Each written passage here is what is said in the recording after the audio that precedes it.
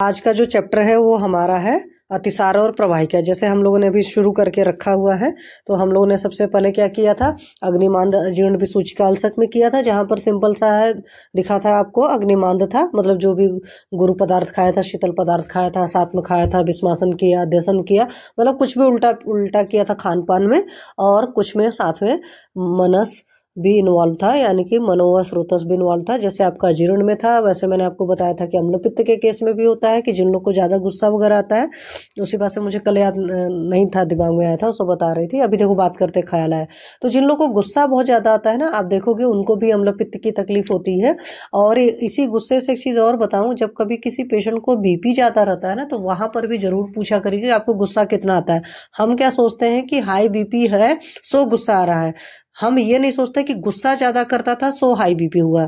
ठीक है, क्योंकि हमारा आयुर्वेद कहता है क्रोधात पित्तम, पित्तात क्रोधम नहीं कहता है, क्रोधात पित्तम कहता है। तो संस्कृत इसीलिए जब आप आते हो फर्स्ट ईयर में, तो संस्कृत इसी वजह से पढ़ाई जाती है कि आप मतलब समझो, क्रोधात पित्तम मतलब क्रोध से पित्त बढ़ता है। तो जितनी भी पित्तज व्याधियां होंगी वहां पर क्रोध एक बहुत बड़ा कारण होगा। तो इस बात को समझने की कोशिश करें। तो हाई बीपी का पेशेंट आता है तो भी क्रोध के बारे में पूछना है कि आपको गुस्सा कितना आता है। और गुस्सा आने के अलावा खास करके फीमेल पेशेंट रहती हैं या बड़े भी कई बार होते हैं, तो मैं ये चीज़ जरूर पूछती हूँ, आपको गुस्सा आता है तो क्या करते हो, आप चिल्लाते हो कि पी जाते हो? तो जब आप पी जाते हो तो वहां पर भी वो और ज्यादा नुकसान करता है। जब आप चिल्लाते हो तो अपने अंदर का तो आपने सारा निकाल लिया, बाहरी दूसरा इंसान परेशान हो गया। लेकिन हमें क्या करना है कि न ही हमें उसको दबाना है, न ही हमें बहुत ज्यादा एक्सपेल करना है, हमें उसका ओरिएंटेशन चेंज करना है, अलग डायरेक्शन में जाएगा। और हम जब रूट कॉज पर देखेंगे, मतलब एक्चुअली हम समझने की कोशिश करेंगे हमको गुस्सा क्यों आ रहा है, तो हम उस पर जब जब काम करना शुरू करेंगे तो धीरे धीरे क्रोध कम हो जाएगा। या सिंपल वर्ड में कहो कि आयुर्वेद का वहां पर मनोवह चिकित्सा पर ही बहुत ज्यादा रूल है कि पेशेंट की काउंसलिंग करना भी आपका पार्ट होता है। तो ये नहीं समझो कि सिर्फ हमें दवाएं लिखनी है या हमें सिर्फ मेद दवाएं लिखनी, मतलब पर्टिकुलर बीमारी उसने बताई, अम्लपित्त बता दिया, तो अम्लपित्त के कुछ हमने पित्त शामक दवाएं लिख दी, कुछ हमने दीपन पाचन अनुलोमन करा दिया, कुछ हमने लंघन करा दिया, आराम आ जाएगा। जब उसकी आदत हमेशा गुस्सा करने की रहेगी तो परेशानी आएगी ही आएगी। तो इस बात को भी मनो व स्रोतस को हमेशा ध्यान रखना है और काउंसलिंग वाले पार्ट को बहुत ज्यादा फोकस करके रखना है।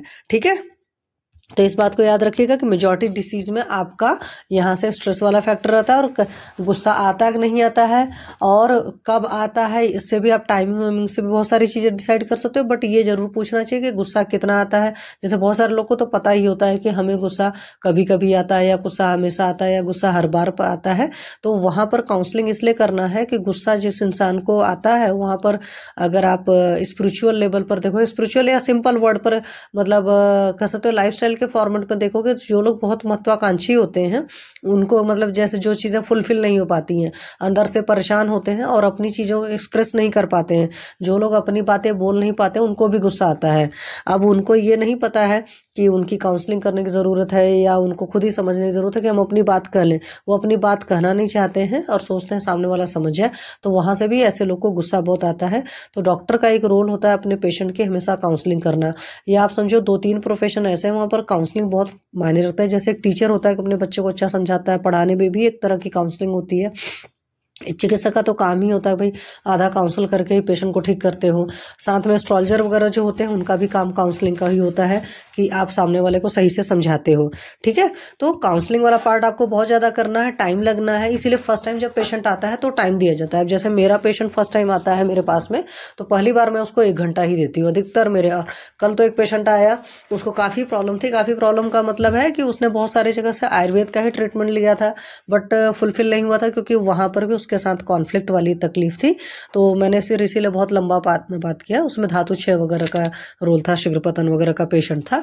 तो इस तरह की चीज़ें थी। मैं आप लोग को इसलिए बता रही हूँ क्योंकि जब आप निकलते हो तो आप सोचते हो कि हम आयुर्वेद वाले हैं तो सेक्सुअल प्रॉब्लम मतलब ज़्यादा डील करेंगे, स्किन डिसीज ट्रीट करेंगे। अभी वो पुराना वक्त बीत चुका है। आज की डेट में आयुर्वेद हर फील्ड में मास्टर है, या आयुर्वेद वाले हर जगह काम कर रहे हैं और बहुत ईजिली काम करते हैं। सिर्फ माइंड सेट अपना आयुर्वेद का होना चाहिए। आप मॉडर्न की डायग्नोसिस पर जब काम करना शुरू करेंगे तो आपको रिजल्ट जल्दी नहीं मिलेगा, इस बात को हमेशा याद रखिएगा। तो एग्जाम में पढ़ने भर को मॉडर्न जरूर आनी चाहिए, डिसीज़ को समझने के लिए ज़रूर आना चाहिए। और टेस्ट सारे ही कराने होते हैं, क्योंकि पेशेंट को कई बार हमें बताना होता है, बट हमारे को खुद पता होना चाहिए कि हमारी अपनी डायग्नोसिस ज़रूर होगी। जैसे कल भी मैंने बताया था कि ग्रहणी के लेवल पर या पाचन लेवल पर कहाँ विकृति है, उस चीज़ को ज़रूर देखेंगे, और मनो व स्रोतस के लेवल पर कहाँ पर विकृति है, उस चीज़ को ज़रूर देखेंगे। जैसे खास करके कब्ज की तकलीफ वाला पेशेंट है, या लेडीज़ में मतलब गायनी डिसऑर्डर में ब्लीडिंग डिसऑर्डर खास करके है, और इनफर्टिलिटी का पेशेंट है, अगर आपसे फीस 1 से 2 बार पूछ लेता तो उतने भर में समझ जाइए कि उसकी जो मानस है वो बहुत अच्छा नहीं है, मतलब that patient will take time to treat. इतना सिंपल सा समझ लेना। पेशेंट जो होता है डॉक्टर को जितने प्यार से जितने अच्छे से फीस देता है, और जो जितना कम इंक्वायरी करता है उतना जल्दी ठीक होता है। क्यों? वहाँ समर्पण भाव होता है।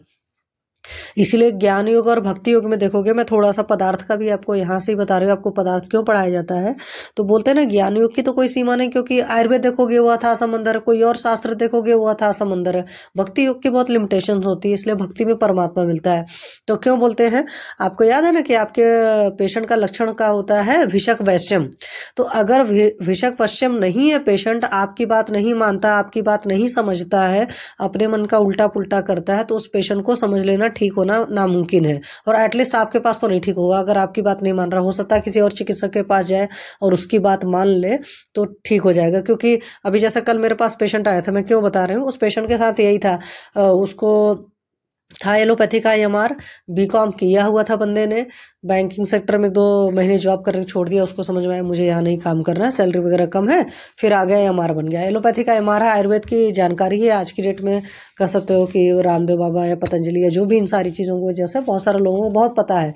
पर क्या है कि उसके बाद उसको चित्रकादी बटी खाने के बाद मुझे ये हो गया है, शुंठी खाए ये हो गया, आरोग्यवर्धिनी खाए ये हो गया, मैंने पंचकर्म कराया था मुझे ये इसका ड्रॉबैक मिल गया, सारी चीज़ें मतलब उसको ये पता है, और उसका जो रूट कॉज था वो उसको नहीं पता था। तो मैंने कल उसको बताया कि मैंने कहा भाई तुम्हारी परेशानियां यहाँ थी, थोड़ी बहुत वहाँ पर गलतियां होती, गलतियां इस वजह से थी कि जैसे पेशेंट अगर ड्राई हो चुका है तो फिर आरोग्यवर्धिनी को नहीं चलाया जाता है, मतलब क्रूड ऐसे डायरेक्ट पानी के साथ में, क्योंकि आरोग्यवर्धिनी आपको पता है लीवर पर काम करती है। तो अधिकतर लीवर पर काम करने वाली मैक्सिमम दवाएं जो हैं वो सारी जो हैं वो रुक्ष हैं। तो वहाँ पर आपको अनुपान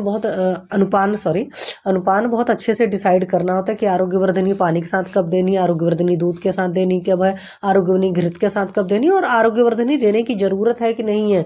क्योंकि एक तकलीफ और भी है हमारी आयुर्वेदिक दवाओं के साथ, बहुत सारी फार्मेसियां सही नहीं बनाती है मेडिसिन।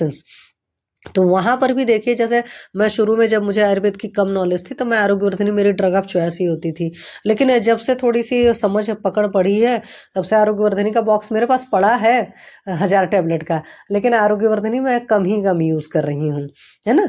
सिंपल दवाओं से अगर काम चल सकता है तो पेशेंट को सिंपल दवाओं से काम कर लेते हैं। रसौषधियाँ उन मरीजों के लिए ज़्यादा रखते हैं जो कम परहेज करते हैं, पर तब पर भी परहेज कराना हमारी ड्यूटी है, ठीक है। और पेशेंट की पॉकेट फ्रेंडली हमारी कुछ चीज़ें रखनी ही रखनी होती हैं। रसौषधियाँ तो ये होता है कि लॉन्ग टर्म तक भी चलती हैं, आसो वरिष्ठ, तो कई बार इंसान उन चीज़ों को ज़्यादा इस वजह से भी रखता है अपने पास में, ठीक है। तो इस बात को आप लोग मनो व स्रोतस को जरूर साथ दोगे। जैसे कल ही आपने देखा था कि उसमें आपको था कि जटामांसी लिखा हुआ था, तो मैंने आपको बताया था कि यहाँ पर मनो व स्रोतस इन्वॉल्व होता है अम्लपित्त में, इस वजह से जटामांसी उन्होंने लिखा हुआ था। आप उसकी जगह मानस मित्र वटिका भी लिख सकते हो, उस जगह आप मेधा वटी लिख सकते हो, आप उस जगह ब्राह्मी वटी लिख सकते हो, उस जगह आप वचा चूर्ण लिख सकते हो। हालांकि देखो पित्तज है तो ऑब्वियस बात है एग्रीवेटेड रहता है तो वचा नहीं लिखते हैं, बट नॉर्मली मेध की बात मैं करूँ तो जहां पर पेशेंट बड़ा लो और डिप्रेस्ड टाइप का फील कर रहा है पेशेंट, तो आप वहां वचा लिखिए, क्योंकि वचा संज्ञा स्थापन होती है और जो पेशेंट लो फील करते हैं उनके लिए वचा बहुत बढ़िया काम करती है।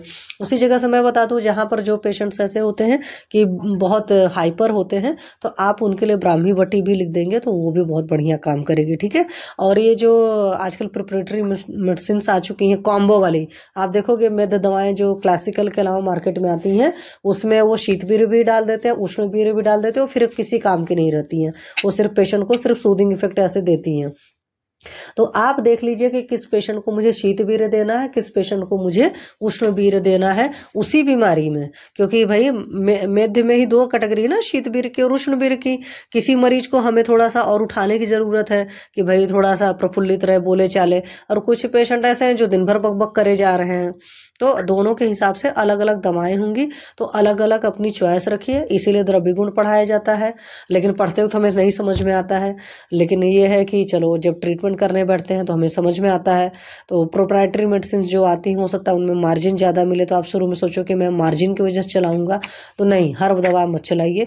आप देख लीजिए, समझ लीजिए। क्लासिकल मेडिसिन चलाएंगे तो आपको फायदा ही रहेगा कि लॉन्ग टर्म में आप अपने पास से भी बहुत सारी प्रिपरेशंस, जैसे उस दिन भी मैंने बताया था कि आप जो है वहाँ भले चतुस्सा समचूर्ण लिखा है, बट आप उसमें चेंज कर सकते हो अमाउंट में। जैसे आज ही मैं देखो इसमें आपको अतिसार में बताऊंगी कि उन्होंने कैसे चेंज किया है। तो रामहर सिंह सर की बुक जब हम लोग पढ़ते थे कॉलेज टाइम में, आप लोग के टाइम में, तो हमें लगता था रट्टा मारते थे। बट अभी जैसे मैं पढ़ा रही हूँ ट्रीटमेंट पर्पज से, या पढ़ा रही हूँ आपको, क्योंकि मुझे जब पेशेंट का ट्रीटमेंट करना होता है तब मैं ऐसा बुक्स नहीं पढ़ती हूँ, रियलिटी है, तब मैं प्रॉपर अपनी संहिताएं उठाती हूँ। लेकिन अभी जब मैं इसको पढ़ने लगी तो मुझे इस वक्त ये भी अच्छी लगी। सर भी बहुत बढ़िया काय चिकित्सक थे, आपको पता है एनआई जयपुर के फर्स्ट वीसी थे, बहुत सारी बहुत बड़ी हस्ती थे रामहर सिंह सर। पर्सनली एक बार देखा था, लेकिन बच्चे ही थे, मतलब सेकेंड ईयर में थे, तो ज़्यादा बात भी नहीं कर पाए थे। आज की डेट में तो सर हैं भी नहीं इस दुनिया में। तो मेरा कहने का मतलब है कि जब आपको थोड़ी सी आयुर्वेद आ जाती है तो आपके आयुर्वेद की नॉलेज काफ़ी अच्छी हो जाती है। ठीक है, तो आज का जो हमारा टॉपिक है अतिसार है।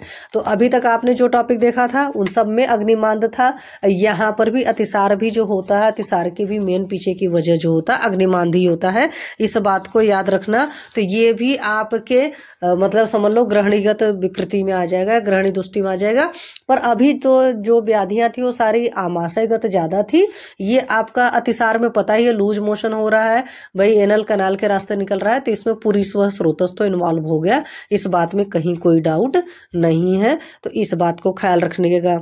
अतिसार की एक बहुत बढ़िया सी डेफिनेशन जो है आपके विजय रक्षित जी ने, जो माधव निदान की टीका है मधुकोश व्याख्या, याद है ना, उसको विजय रक्षित जी ने लिखा है। तो गुदेन बहुद्रवणम द्रव शरणम, गुदेन बहुद्रव शरणम मतलब बहुत ज्यादा द्रव का शरण होता है, उसको बोलते हैं गुदा मार्ग से जो मल निकल रहेगा उस बहुत ही ज्यादा द्रव फॉर्म में होगा। तो बहुद्रव शरण जो निकल रहा है, गुदा मार्ग से मल निकल रहा है, चाहे ऐसे ही सिर्फ पानी भी निकल रहा है। कई बार देखते हैं ना, पेशेंट बोलता है कि मैं पॉटी गया था सिर्फ वो पानी निकला, तो वो भी अतिसार है। ऐसा नहीं है कि अगर मल निकल रहा है और मल पतला है तो ही अतिसार है, क्योंकि डेफिनेशन में आप देखेंगे गुदेन बहुद्रव शरणम अतिसारम। तो ये परिभाषा जरूर याद रखिए, बहुत छोटी सी है, 2-4 बार बोलोगे दिमाग में याद रहेगा। ठीक है, तो एक चीज तो ये हो गया। दूसरी बात है कि आपकी बॉडी की एक टेंडेंसी होती है कि हर चीज को जो भी फॉरेन बॉडी होती है उसको निकालने की बॉडी के अंदर एक सेल्फ टेंडेंसी होती है। यहाँ तक कि फीटस भी जो होता है 9 महीने बाद बेबी जो है उम्र से निकाल दिया जाता है। तो बॉडी के अंदर एक मैकेनिज्म होती है, इसीलिए यूरिन है, स्टूल है, सारी चीजें निकलती हैं कि जब वो त्याज्य हो गया, इसलिए त्याज्य पदार्थ में हमारे यहाँ हिंदी में बोलते हैं। पर जिसकी बॉडी ज़्यादा खराब हो जाती है तो वो त्याज्य चीज़ों को, फॉरेन बॉडी को नहीं निकाल पाता है, तो उनको निकालने का तरीका ही होता है या तो वॉमिटिंग होती है या तो लूज मोशंस होते हैं, तो उसके थ्रू चीज़ें निकल जाती हैं। तो जब भी जो कुछ किसी इंसान को कभी कभी ऐसा भी देखते होगे, जब कभी आपके पास मान लो अतिसार का पेशेंट आए तो पूछना चाहिए क्या कुछ दिन पहले आपको कॉन्स्टिपेशन हुआ था। मैं इस चीज़ को जरूर पूछती हूँ क्योंकि कई बार आपकी बॉडी का और रियल मैकेनिज्म होता है, इसीलिए 1 या 2-3 मोशन होते हैं। तो कभी भी ये नहीं कि आप तुरंत जैसे ये सब दे देते हो ना, ट्रिंडाजोल नाइट्राजोल दुनिया भर के जो दे दिए जाते हैं, तो दवा रोक दी जाती है। मॉडर्न वाले जब करते हैं तो हमारे यहाँ बोलते हैं अमवात यही बनाता है। तो कभी भी पेशेंट का अतिसार तुरंत नहीं रोकेंगे। हालांकि ये मुझे ट्रीटमेंट पार्ट में बात करनी थी 10 मिनट बाद, लेकिन मैं आपको अभी बता दे रही हूँ। अतिसार के इसलिए जब चिकित्सा करते हो टाइप भले पढ़ो कि वातज है, पित्तज है, कपज है, सन्निपातज है, भयज है, आमज है, शोकज है, ये सब तरीके से अतिसार के 6 भेद होते हैं। पर चिकित्सा करते हो तो 6 भेद के हिसाब से चिकित्सा नहीं की जाती है। चिकित्सा करते हो तो सिर्फ आप इतना देखते हो कि आम अतिसार है कि पक्वा अतिसार है, मतलब कि आम अगर कच्चा मल निकल रहा है तो उसको कभी भी नहीं रोकते हैं। ऐसे सेम वाइज होता है, पेशेंट को अगर ब्लीडिंग हो रहा है और पेशेंट आकर आपसे बोलती है कि मैम मुझे हैवी ब्लीडिंग हो रहा है, तो तुरंत पूछा जाता है कितने दिन ब्लीडिंग हो रही है, नंबर ऑफ पैड कितना बदल रहे हो। ये नहीं कि पेशेंट ने बोला और आपने उस बेसिस पर लिख दिया। फिर नंबर ऑफ पैड में भी ये चीज़ आजकल लोग जो थोड़े कॉन्शियस ज़्यादा हो गए, तो कुछ लोग क्या होता है कि सिर्फ हाइजीन पॉइंट ऑफ व्यू से कई सारे पैड बदल देते हैं। ठीक है, या मान लो बहुत मोटा पेशेंट है, बच्ची है मोटी है, तो उसको ज़्यादा स्वेटिंग होगी तो उस वजह से भी अनईजीनेस फील होगा, तो वो चेंज करेगी। तो प्लीज़ पेशेंट से ये पूछिए कि क्या आप हाइजीन पॉइंट ऑफ व्यू से इतने नंबर ऑफ पैड चेंज करते हो कि रियल में वो गीला होता है। इसी तरीके से अतिसार के केस में हम पेशेंट से जरूर पूछते हैं कि जो उसकी महक कैसी है, क्योंकि कई बार होता है ना कि बहुत गंदा जब अतिसार होता है तो उसमें खट्टी खट्टी महक आती है, तो इसका मतलब पक्का सी बात है वो अभी आमावस्था में है। और पेशेंट की कंडीशन कैसी है, क्या उसका बीपी उपी लो हो रहा है, मूर्छा उर्छा जैसी हालत आ रही है, इतना लिथर्जिक हो गया कि भाई लूज मोशन करके आया और बेडरूम में, मतलब आप आज की डेट में तो हर किसी के रूम में अटैच होता है ना बाथरूम, क्या वहां से वहां तक आने में उसकी हालत खराब हो रही, तब उस वक्त हालत ऐसी होती है कि रोकिए। अदरवाइज शुरुआत में थोड़ा सा लंघन कराइए, थोड़ा सा दीपन पाचन कराइए, मतलब उस तरह के द्रव्य दीजिए और उससे आराम आ जाता है। वैसे तो मैं जो मेरा ट्रीटमेंट का तरीका मैं आपको बताऊंगी, मैं ज़्यादा कुछ नहीं कराती हूँ और परमात्मा की दया से लूज मोशन में तुरंत रिजल्ट आते हैं। तो इस बात का याद रखना है कि जो अतिसार की एक तो परिभाषा रखे रहेंगे, गुदेन बौद्रो शरणम अतिसारम। अतिसारा तो विजय रक्षित जी की डेफिनेशन है, अगर आपको इस हिसाब से याद रहे कि विजय रक्षित जी ने दी है तो ये बहुत अच्छी बात है। अतिसार के लिए आपको पता है कि हर जगह चैप्टर अलग अलग पड़े हुए हैं, तो यहाँ पर ऐसा नहीं है कि बृहत्तरयी में नहीं है, लघुत्रयी में है, ये सारी चीज़ें हैं। और सबके रीज़न वही वाला अग्निमांद वाला है कि बहुत भारी चीज़ें खा ली, बहुत ठंडी चीज़ें खा ली। कई बार होता है ना कुछ लोग बहुत ठंडी चीज़ें खा लेते हैं, तो वहाँ पर भी होता है। और अध्यसन विस्मासन ये सब सारी चीज़ें, और पंचकर्म का अतियोग होने से भी कई बार अतिसार होता है, तो इस बात को याद रखना है। खास करके विरेचन कभी कभी बहुत ज़्यादा हो गया या वमन ज़्यादा हो गया, तो उन सब सारी चीज़ों में भी, या कई बार होता है कि हम पेशेंट को वमन की औषधि देते हैं बट ऊर्ध मार्ग से न निकलने के बजाय अधो मार्ग से निकलने लगते हैं दोष, तो उस वक्त भी देखा जाता है कि पेशेंट की कंडीशन को एसेस करके ही ट्रीटमेंट करते हैं। सिंपल सा तरीका वही है। या लोग कॉलरा वगैरह केस में आप लोगों ने जैसे पढ़कर रखा हुआ था कि गंदा पानी पीने से होता है, तो गंदा पानी पीने से भी अतिसार होता है, सबको याद रहता है। और कुछ लोग बहुत डर जाते हैं तो उसकी वजह से भी लूज मोशन होता है। या किसी के घर में कुछ, मतलब किसी की डेथ वगैरह हो जाती है, तो आपने देखा होगा ऐसे केसेस में होता है। कई बार जैसे बच्चों के एग्जाम पास में आते हैं, तो आपने देखा ना एग्जाम के वक्त भी कुछ लोग को बहुत ज़्यादा एंजाइटी डेवलप हो जाती है, तो उस वक्त भी उनको बहुत ज़्यादा इमोशंस होते हैं। मतलब किसी भी वजह से आप ये समझो कि अतिसार होने के या लूज मोशन होने के आपके डाइट के तो रीज़न होते ही हैं, और साथ में आपके मेंटल लेवल का बहुत रोल होता है। अगर आप कभी बहुत डरे होते हो किसी बात से, तो वहाँ पर भी होता है। खासकर जैसे बच्चों के केस में, खासकर एग्ज़ाम के टाइम लूज मोशंस होते हैं। और कई बार होता है कि हम कुछ गलत कर देते हैं, लोगों से छिपाना चाहते हैं, पेरेंट्स से या कहीं भी, तो उस केस में भी होता है। तो इसीलिए देखोगे कहीं पर भयज वर्ड है, कहीं पर शोकज है, बट सुश्रुत जी ने आमज का लिखा हुआ है, तो इस बार का याद रखना है। तो वातज पित्तज कफज जो होंगे उसमें वातज में वात जैसा लक्षण आएगा। वात में आपको हमेशा पता है कि पेन जरूर होगा और बार बार होगा, और वात वाला है तो अल्प मात्रा में होगा। पित्त वाले में वही सब तृष्णा ज्यादा लगेगी, भाई ज्यादा निकलेगा पानी, तो तृष्णा जो है पित्तज लक्षण है, तो पित्त वाला होगा। मूर्छा दाह हो सकता है, मूर्छा उर्छा लास्ट की कंडीशन होती है, ऐसा नहीं होता। हाँ ये है कि कई बार लूज मोशंस होता है कुछ लोग को, तो कंप्लेन करते हैं कि एनल कैनाल में मुझे जलन हो रही है। और जलन तो शुरुआत में होगी, गुदपाक भी हो सकता है। और गुदपाक वाला लक्षण देखोगे तो ये आपको छोटे बच्चों में ज़्यादा मिलता है, ठीक है। जैसे खास करके बहुत ही छोटे बच्चे होते हैं, और जो बच्चे डायपर वगैरह पहनते हैं या नैपी पहनते हैं, मतलब इतनी छोटी एज की बात है, वहाँ पर गुदपाक वाले लक्षण दिखते हैं। तो हम लोग बोलते हैं ज़्यादा कुछ नहीं करना है, सिंपली सरसों का तेल लगाओ। हालांकि यहाँ सरसों का तेल लगता है, तो जब शुरुआत की बात होती है तो नारियल तेल वगैरह लगाया जाता है, उसमें हवा रखी जाती है। जैसे क्योंकि आप लोग को तो पीडिया में भी इस तरह के बच्चों को देखने की जरूरत पड़ती होगी, कई बार आते हैं बच्चों को। अच्छा, बच्चों का मोशन भी जो होता है माँ का आहार विहार की वजह से दूध कई बार काफ़ी वैसा रहता होगा, तो बच्चों को ये चीज़ ज़्यादा होती है। तो गुदपाक मैंने बड़ों में तो नहीं देखा है लूज मोशंस के केस में। गुददाह हो सकता है, क्योंकि मान लो खूब मिर्ची उर्ची खाई हुई है तब वो निकलेगी, तो उस तरह की तकलीफ करेगी, बट गुदपाक बच्चों में ज़्यादा मिला है। और कफज वाले में कफयुक्त रहेगा, दुर्गंधित रहेगा। और एक चीज़ है रोम हर्षज, जैसे कोई पेशेंट आकर के कहे कि मुझे तो पूरी बॉडी में सिहरन सी महसूस हो रही है, ठंडा ठंडा लग रहा है, तो वो समझो कि कफज वाला है। और सन्निपातक में के लिए एक वर्ड बहुत बढ़िया से यूज़ किया है, वाराह स्नेह मांसंभु, मतलब मांस के धोवन जैसा निकलेगा। वाराह मतलब सुअर का मांस जो होता है उसका स्नेह जैसा होता है। तो ये वर्ड ही याद रखना है। क्यों आपके पीजी एंट्रेंस एग्जामिनेशन में इस तरह के पर्टिकुलर वर्ड पूछे जाते हैं जो स्पेसिफिक वर्ड होते हैं। तो वराह स्नेह मान शंभु सदृश अगर हो रहा है तो सन्निपातक अतिसार के ये मल का लक्षण है, इस बात को याद रखिएगा। और आम और पक्को का जैसे मैंने आपको पहले बताया है कि आम जो होगा वो डूब जाएगा और पक्को मल जो होता है वो हमेशा ऊपर तैरता है। वैसे भी ये समझोगा अतिसार के मरीज को अगर हवा ववा खुलने लगती है, आधमान वगैरह चला जाता है, तो हम ये समझ जाते हैं कि लूज मोशन अब ठीक होने लगा है, ठीक है। अच्छा, कई बार मूर्छा भ्रम होने के पीछे और वजह भी ये होती है कि जब अगर गुदा से बहुत ज़्यादा द्रव निकल गया तो उस केस में क्या हो जाता है ना, पेशेंट को यूरिन नहीं होती है। कई बार आप ऐसा भी देखेंगे अतिसार के खराब केसेस में इस तरह के भी पेशेंट आते हैं लूज मोशन के, यूरिन वगैरह होल्ड हो जाती है, बिल्कुल आती ही नहीं है। तब वो सारे केसेस क्रॉनिक केसेस होते हैं, वहाँ कंडीशन देख करके एसेस करना होता है, ठीक है, या उनको ट्रीट करना थोड़ा सा मुश्किल होता है। और कई बार अचानक आपने ये भी देखा, जैसे गर्मियों में होता है, ठंडी का मौसम था, अचानक बहुत गर्मी आ जाती है, या गर्मी थी अचानक बहुत ठंडी आ गई, उस तरह की चीज़ें होती, हर जगह तो नहीं होती बट कुछ जगह होती हैं। तो वहाँ पर ऋतु विपर्य भी एक हेतु में बताया है, तो उस बात को याद रखना है। और कृमि की वजह से भी अतिसार होता है, क्योंकि बॉडी की इटसेल्फ आदत होती है कि चीज़ों को निकालने की, तो कृमि को निकालने के लिए बॉडी इटसेल्फ काम करना शुरू करती है।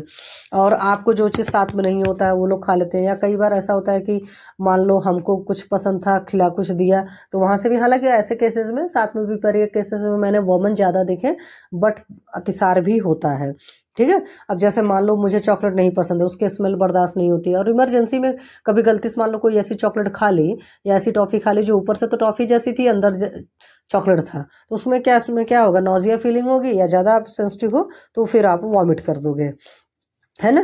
तो ये जो आपका विषमासन है, दसन है, जीर्ण है, और अधारणी वेगों को धारण करना भी अतिसार के हेतु में आता है। तो हेतुओं का हमेशा याद रखना है, या ये समझ लेना कि भारी चीज़ें खाया, ऋतु से अलग चीज़ें खाया, जो साथ में नहीं था वो खाया, दसन विषमासन जो भी है, जीर्णासन किया, वो सारे हेतु इस तरह की चीज़ों में आते ही हैं। और अधिकतर पेशेंट्स आते हैं तो जब पूछो ना तो तुरंत तो नहीं, 1-2 दिन पहले का नहीं, कई बार कुछ पेशेंट्स का हफ्ते भर पहले कुछ फालतू खाया होता है, या कई सारे दिनों से उनको मोशन ठीक से नहीं हो रहा था, फिर एक दिन खुल करके हो गया, तो वहाँ पर रोकने वाला ट्रीटमेंट हमें नहीं करना है, इस बात का ख्याल रखना है।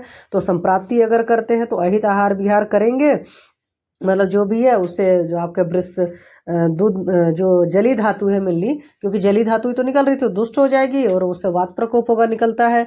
तो अतिसार में हमेशा समझो वात का प्रकोप होता ही होता है, क्योंकि वात का प्रकोप नहीं होगा तो निकलेगा कैसे, और साथ में अग्निमांद होता है, इसलिए वात शामक चिकित्सा भी करते हैं और अग्निमांद की भी चिकित्सा करते हैं। तो अग्निमांद की चिकित्सा के केस में या अतिसार की चिकित्सा के केस में हमेशा लंघन कराया जाता है। तुरंत सबसे पहले खाना बंद करो। लोग क्या करते हैं, इधर लूज मोशन हो रहा है, इधर रोटी खाते रहते हैं, या जैसे मैंने उस दिन बताया नहीं था, उस पेशेंट ने बना दी छोले बना लिए जी, मैंने उसकी तरी ले ली, मतलब सारे उल्टे पुल्टे काम लोग करते रहते हैं और फिर कहते हैं कि हमको तकलीफ हो रही है। संप्राप्ति घटक जरूर याद रखना। तो संप्राप्ति घटक में अतिसार में चूंकि निकल रहा है तो वात मेन दोष होता है, दूसरे में जली धातु और मल होता है। मल आपको ऐसे ही पता चलेगा भाई अतिसार में होता है, बट एक वर्ड और याद रखना, जली धातु निकलता है।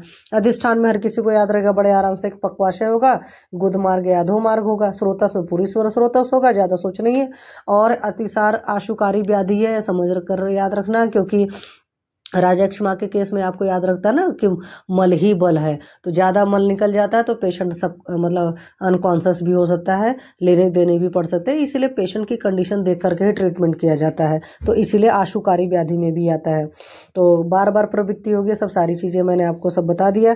तो मलधरा कला का वो है 10 मिनट में मीटिंग एंड हो जाएगी। फिर उसके बाद मीटिंग एंड जैसे हो जाती है वैसे ही आप लोग तुरंत ज्वाइन कर लिया करो, प्लीज़ टाइम नहीं खेल किया करो, क्योंकि मेरे भी बहुत सारे एग्ज़ाम है, तब पर भी मैंने आप लोग को जबान दी थी, तो इसलिए मैं क्लास लेती हूँ।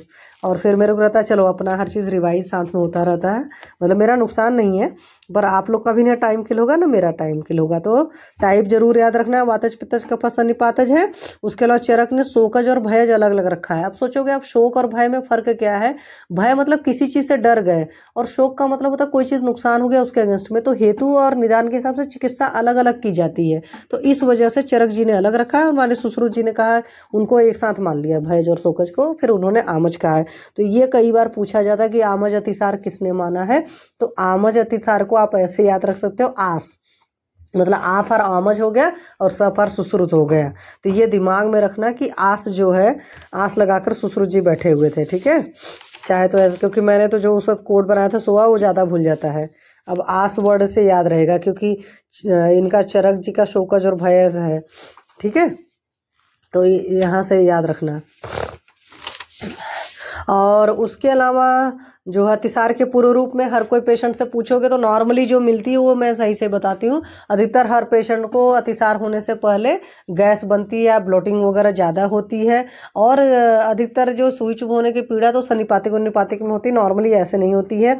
और उसके पहले क्या रहेगा कि कुछ पेशेंट्स कहेंगे कि गैस बन रही है लेकिन गैस पास नहीं हो रही है, अंगमर्द होगा, तो ऑब्वियस सी बात है गैस कहीं टिकती है या वात टिकती है तो इधर उधर जहाँ मूव करेगी वहाँ पर दर्द होगा, आधमान अजीर्ण होंगे, तो ये सब रट लेना लक्षण, लेकिन वायु का अवरोध वगैरह मेन वही गैस बनती है। वैसे तो यहाँ पर लिखा है हृदय नाभि पार्श्व दर्द तथा कुछ में सुई चुभ होने के समान पीड़ा। कई बार उस तरह की भी होता है जब ज़्यादा क्रिटिकल वाले अतिसार होने वाले होते हैं तब इस तरह की तकलीफ होती है, वरना मेन होता है कि गैस बनती है। और कुछ लोग को डकार उकार बहुत ज़्यादा आती है और हवा नहीं खुलती है, इस बात को याद रखना, इसीलिए लिखा वायु का अवरोध।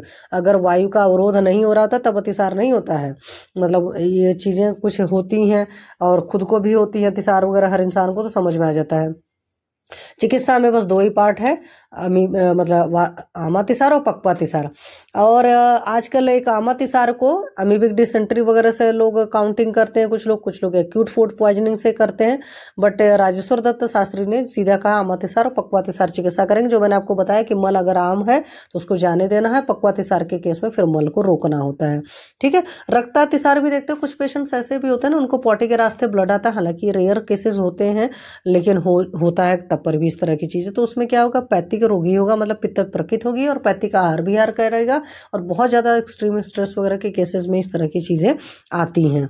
और आगंतुज अतिसार भी होता है कई बार, मतलब बहुत सारी वजहों से आगंतुज अतिसार होते हैं, तो उस बात को भी आप लोग ख्याल रखिएगा। और ये भय शोकज को मानस अतिसार भी लोगों ने बोला है, या आगंतुक अतिसार भी कह सकते हैं कि भय एक वजह थी। आगंतुक मतलब आपको पता ही है, निज दोष अंदर से दूषित नहीं हुआ, बाहर से मिला कुछ न कुछ वजह, तो वहां पर है।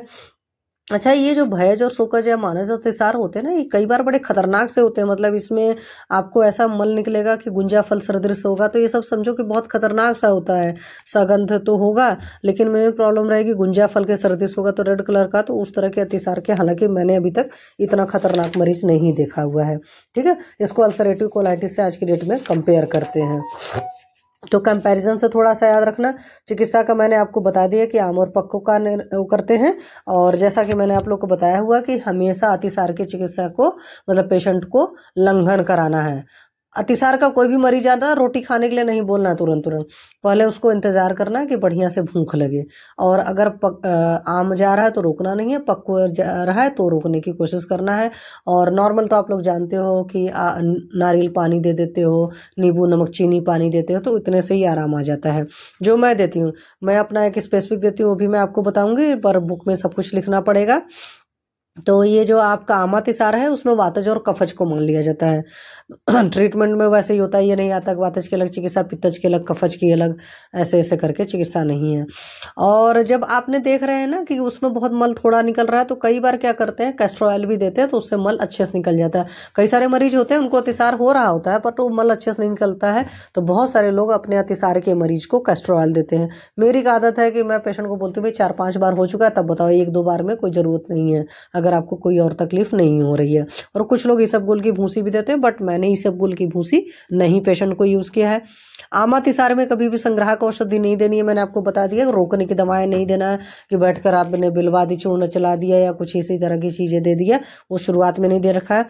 पेयजल में इसमें इस्तेमाल किया हुआ सौंफ, शुंठी और सुगंध बाला का जल इस्तेमाल किया है। धान्य पंचक क्वाथ इस्तेमाल किया हुआ है, शुंठी आदि चूर्ण इस्तेमाल किया। अब धान्य पंचक क्वाथ में धनिया, शुंठी, मुस्तक, सुगंध बाला, कच्चे बेल की गूदी है, मतलब इन सबका कॉम्बो है। पित्तज में क्या कर दिया, वहां से शुंठी हटा दिया, उसको धान्य चतुष्क क्वाथ कर दिया, क्योंकि धनिया आपको पता है कि थोड़ी सी शीतवीर्य होती है, दीपन वो भी करती है, लेकिन अगर किसी की अग्नि बहुत मंद है तो वहां पर वो आम का कारण ही बनती है। तो धनिया जो होती है थोड़ी सी तासीर उसकी ठंडी होती है। तो इस तरह के पानी पिलाते हैं। आपको कुछ नहीं अवेलेबल है तो सडंग पानी वाला ले लो, उसमें से कंटेंट, हालांकि सडंग पानी में सब कुछ मिक्स है, तो सडंग पानी वाले में से शुंठी उंठी आपको निकालना पड़ेगा, ये भी आपको याद रखना है। तो बेटर ये है कि धान्य पंचक क्वाथ जो रखा है ना, उसमें धनिया है, शुंठी है, ये देख लो, सुगंध बाला, मुस्तक है, मुस्ता वगैरह मिल जाता है, मतलब आपका नागर मुथा, तो सारी चीज़ों का दे सकते हो बड़े आराम से जल। नहीं तो सौंफ और शुंठी वो तो आराम से मिल जाती है, आप सौंफ और शुंठी ही दे दो। शुंठी का अमाउंट देख लो कितना रखना है। और कई बार विरेचन भी कराना पड़ता है जब नहीं निकल रहा होता है। इसमें पीयूष बल, लीवर रस वगैरह इन्होंने बोला। वत्सकादि क्वाथ, वत्सक आपको पता है कुटज को बोलते हैं, तो कुटज के योग यूज़ करते हैं इसमें, रक्तातिसार में यूज़ करते हैं। और एक बहुत बढ़िया सा योग मुझे पढ़ते हुए तो इसमें ख्याल आया, हालांकि मैंने यूज़ नहीं किया है। इसमें इन्होंने जम्बू, आम और आमलकी का संभाग चूर्ण लिया है। तो जम्बू आपको पता है कषाय रस की होती है, रोकती है, और आम भी जो होता है ना उसका छाल वगैरह यूज़ करोगे तो कषाय में ही आता है। आम का हालांकि यूज़ मैंने ज़्यादातर पढ़ा तो उसमें है क्या, गायनी डिसीज़ में मैंने किया नहीं है आम का यूज़ अभी, फ्रेंकली मैं बता दूं। बट ये पढ़ने के बाद, आज बुक के बाद मैंने सोचा कि इस कंटेंट को भी यूज़ करके देखेंगे। घर पर पेड़ तो है ही मेरे, तो वहाँ से इसका बना करके देखूंगी। और कुटजारिस्ट या कुटजास्टा का जो है उसका प्रयोग कर सकते हो। बिल्व पानक होता है, और बहुत क्रिटिकल केसेस में पिच्छावस्ती वगैरह भी दी जाती है। और रस प्रयोग में पीयूष बल्ली और रक्तपित्त कुलकंडन रस है। हालांकि ये सब मैंने इतने खतरनाक दवाएं नहीं इस्तेमाल करी है, बट आप रट सकते हो क्योंकि एग्जामिनेशन में या पीजी एंट्रेंस एग्जामिनेशन पूछ सकता है रक्तपित्त कुलकंडन रस कहाँ यूज़ करते हैं। तो आपको तो याद आएगा रक्तपित्त कुलकंडन रस सिर्फ अतिसार में यूज़ करते हैं। और मान लो वहाँ पर रक्तपित्त आपको याद आ गया और मतलब ऑप्शन में आपके दे रखा है अतिसार, तो वहां से प्रॉब्लम हो सकती है, तो इस बात को याद रखिएगा। और बृहद गंगाधर चूर्ण जो है यूज़ किया जाता है, लेकिन ये पक्वातिसार में यूज़ होता है। तो ये हम लोग को बहुत अच्छे से याद रहता है कि गंगाधर चूर्ण या बृहद गंगाधर चूर्ण अतिसार की चिकित्सा में यूज़ होता है। जाति फल योग इन्होंने दे रखा है, और एक मृत संजीवनी सूरा दे रखा सतपुष्पार्क के साथ। मृत संजीवनी सूरा आज की डेट में मार्केट में अवेलेबल नहीं रहता है, पहले बहुत ज़्यादा अवेलेबल रहता था, तो मैंने यूज़ नहीं किया है। जो मेरा अपना ड्रग ऑफ चॉइस है या जो मैं यूज़ करती हूँ, सिंपल सा आप एक उठाइए, एक जायफल, उस जायफल को पाउडर बना लीजिए और उसको नॉर्मल वाटर से दे दीजिए। एक डोज में पेशेंट को आराम आ जाता है। दूसरा डोज देने की मुझे आज तक ज़िंदगी में ज़रूरत नहीं पड़ी है, और परमात्मा की कृपा रही है, 100% रिजल्ट मिले हैं। तो अपने पास रखो, पेशेंट को बताने की ज़रूरत नहीं है। अगर मान लो ओपीडी में पेशेंट आ जाता है तो आप उसको ऐसे दे सकते हो बड़े आराम से, अपना खुद ही बना करके। और हाँ, परहेज ज़रूर बताना है कि जब तक दबा कर भूख नहीं लगेगी तब तक कुछ नहीं खाना है। तब तक अगर आपको लगता है पेशेंट को, तब पर भी ना फोबिया रहता है कि खाएंगे वाला, तो नारियल पानी पी लो, नींबू नमक चीनी पानी पी लो। ज़्यादा वो है भाई हमें थोड़े पैसे कमाने हैं तो ORS के घोल वगैरह अपने पास से दे सकते हो, भाई ORS ले लो, इस तरह की चीज़ें दे सकते हो। ज्वर की चिकित्सा नहीं करते हैं, तो इसीलिए ज्वरातिसार में पंगा होता है, क्योंकि ज्वर में हमेशा जो दवाएं दी जाती हैं वो मोशन कराने की दी जाती हैं। अधिकतर ज्वर में देखिए मोशन जैसे ही हो जाता है अच्छे से, मतलब कब्ज बनी रहती है, तो उस केस में तुरंत काफ़ी जल्दी आराम होता है। तो ज्वरातिसार में देखना पड़ता है कि कौन सी कंडीशन पर हमें ज़्यादा काम करता है उस हिसाब से। तो इसीलिए अतिसार के मरीज को अगर ज्वर आ जाता है तो समझ लो मुश्किल हो जाता है ट्रीट करना, क्योंकि दोनों दवाएं दूसरे को उल्टी होती है। ज्वर में ज्वर नाशक औषधियाँ अनुलोमन और अतिसार होंगी नाशक की, ठीक है।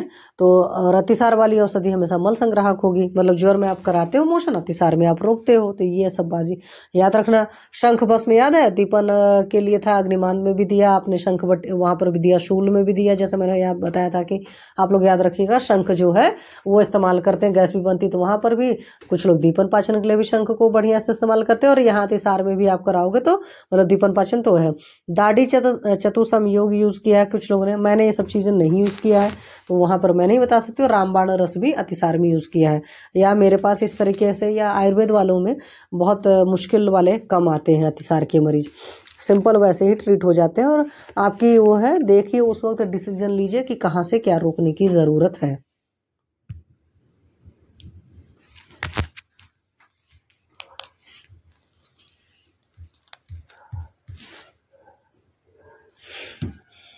इस वजह से चलो, तो बस थोड़ा सा ही बचा है प्रवाहिका का। अब देखो अतिसार और प्रवाहिका में फ़र्क क्या है। प्रवाहिका के केस में सिंपली ये है कि प्रवाहन करना पड़ता है, मतलब उसमें मल बहुत थोड़ा निकलता है और उसमें ताकत लगानी पड़ती है, तो वो प्रवाहिका का होता है। तो जितने सारे कारण आपके अतिसार के थे वही सारे हेतु प्रवाहिका के भी हैं, बस फर्क इसमें है कि प्रवाहन करना पड़ता है और मल जो निकलेगा अति अल्प मात्रा में निकलेगा, ठीक है। यहाँ पर भी वैसे ही सारी चीज़ें होंगी, ट्रीटमेंट वगैरह करोगे। थोड़ा सा लक्षण में होता है कि प्रवाहिका में पिच्छल ज़्यादा होता है, क्योंकि सीधी सी बात है कि अगर पिच्छल ज़्यादा होगा, ज़्यादा चिपचिपा होगा तो अभी तो नहीं निकल पा रहा है। तो ये प्रवाहिका के केस में आपको आम का पाचन ज़्यादा करना पड़ेगा। ये सिंपल सा वर्ड रखो, मतलब कि ये हेतु लगभग वही होंगे, वो हेतु एग्रीवेटेड फॉर्म में होंगे, तो वहाँ से ये सब सारी चीज़ें आती हैं। और यहाँ पर कफ और वायु दोनों होगी, जैसे अतिसार के केस में सिर्फ आपने वायु दोष को माना था, तो यहाँ पर कफ का भी होगा तो इस बात को ख्याल रखेंगे। ट्रीटमेंट जब करने चलेंगे तो थोड़ा सा चेंज रहेगा, पिछलता अधिक रहेगी, बस खत्म बात। और दोष में वहाँ वायु अकेले यहाँ लिखा था, यहाँ पर अब आप वायु लिखोगे, कफ लिखोगे और आम लिखोगे। मैंने बताया ना आमावस्था प्रवाहिका में ज़्यादा होती है। वहाँ पर दुष्ट में आपका मल्ल था, लेकिन यहाँ पर अन्न और अनरस भी रहता है। अधिष्ठान में पक्वाश गुदमार्ग दोनों में सेम हो गया, स्रोतस पुरुष वह दोनों में ही सेम हो गया। और ये प्रवाहिका भी आपकी वातज पित्तज कफज सन्निपातज और रक्तज हो सकती है। रक्तज में पक्का सी बात है रक्त युक्त निकलेगा, वातज में पेन वाला रहेगा, पैतेज में हमेशा दाह रहेगा और स्लैस्मिक में कफ युक्त रहेगा। या आम तो इसमें निकलता है चिपचिपा सा जो निकलता है म्यूकस टाइप का, तो उस चीज़ को आप बोल दोगे प्रवाहिका है। और प्रवाहिका के केस में जो औषधियाँ दी जाती हैं या जो चिकित्सा करते हो बिल्कुल आपके अतिसार जैसी होती है, बट इसमें कुटज और बिल्व ज़्यादा यूज़ करते हैं। जैसे कुटजारिस्ट वगैरह है, आज की डेट में मेजॉरिटी लोगों के पास पड़ा रहता है, तो कुटजारिस्ट रखिए, आप अपने पेशेंट को यूज़ कर सकते हो। अब जैसे मेरा एक पेशेंट था अभी जो कल आया था, उसने एक कंप्लेन और किया, मुझे बार बार मोशन होता था, तो क्या किया उसका, और बधा हुआ मल नहीं आता था एक्चुअली। हाँ, मेन परिभाषा तो अभी उसकी तकलीफ ही है। तो किसी डॉक्टर ने दिया होगा उसको कुटजारिस्ट, और उसके बाद उसको लूज कॉन्स्टिपेशन हो गया। तो देख लो कुटजारिस्ट की ज़रूरत किसको है। हालांकि कुटजारिस्ट दो जगह यूज़ कर सकते हो, आप अपने अतिसार प्रवाहिका के केस में भी यूज़ कर सकते हो।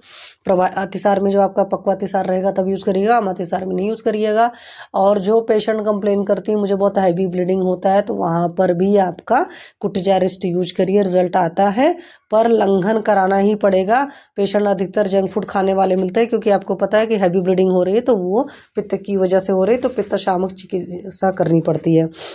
कुटजादि विशेष योग भी आता है मार्केट में, कुटज बिलो पानक भी आता है, आप उन सारी चीज़ों को दे सकते हो। और एक बहुत बढ़िया सा चूर्ण है, यहाँ पर लिखा है शतपुष्पादि चूर्ण।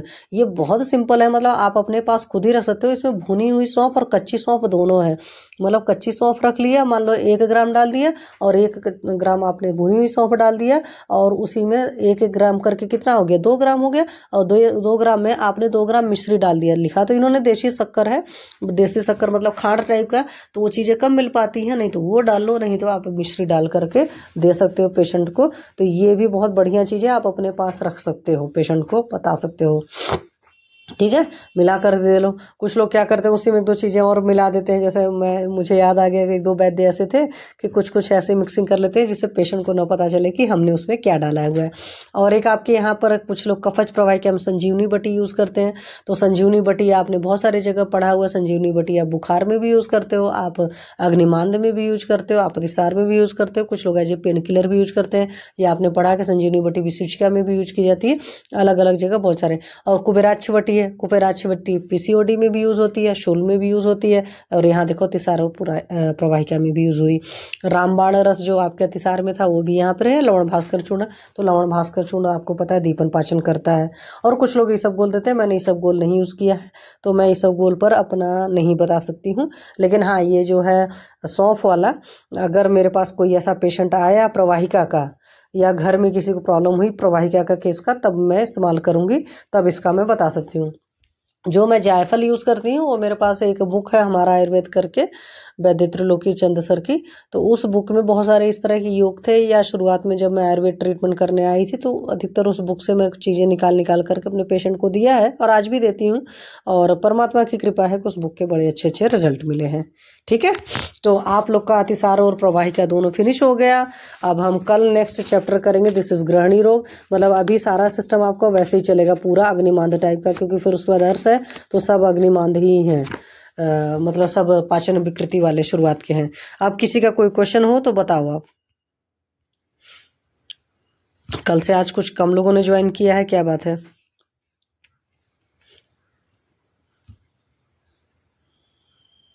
हाँ जी, किसी को कोई क्वेश्चन है? सब सो रहे हो क्या भाई, या कोई अनम्यूट नहीं कर पा रहा है? नहीं, ऐसी भी प्रॉब्लम है क्या कि अनम्यूट नहीं हो पा रहा है?